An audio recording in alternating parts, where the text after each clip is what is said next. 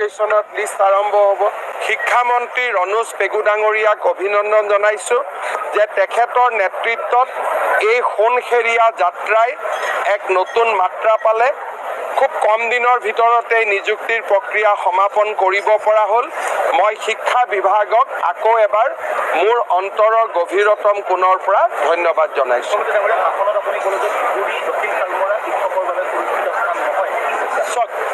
12 বছৰ কাম কৰাৰ পিছত ধুবুৰী বা চাউথ চালমাৰাত কাম কৰা শিক্ষক শিক্ষয়িত্ৰীসকলেও নিজৰ ল'ৰা ছোৱালীক এখন বহল পৃথিৱীৰ সন্ধান দিব বিচাৰে।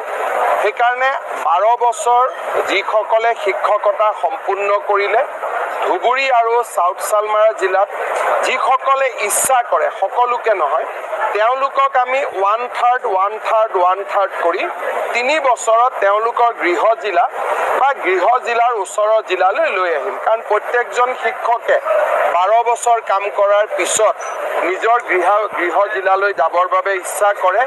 গতিকে তেওঁলোকৰ বহুদিনীয়া দাবী এটাৰ আমি সমাধান কৰিম।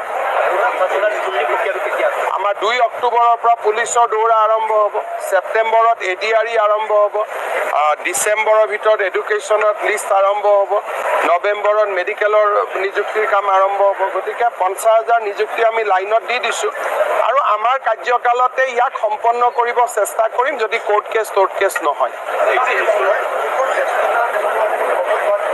জ্যেষ্ঠতা কাৰো নাই, জ্যেষ্ঠতা থাকিবই। তেওঁলোকতো মই আজি ক'লোৱেই যে জ্যেষ্ঠতাৰ ভিত্তিত এতিয়া তেওঁলোকে হেডমাষ্টাৰো হ'ব পাৰিব।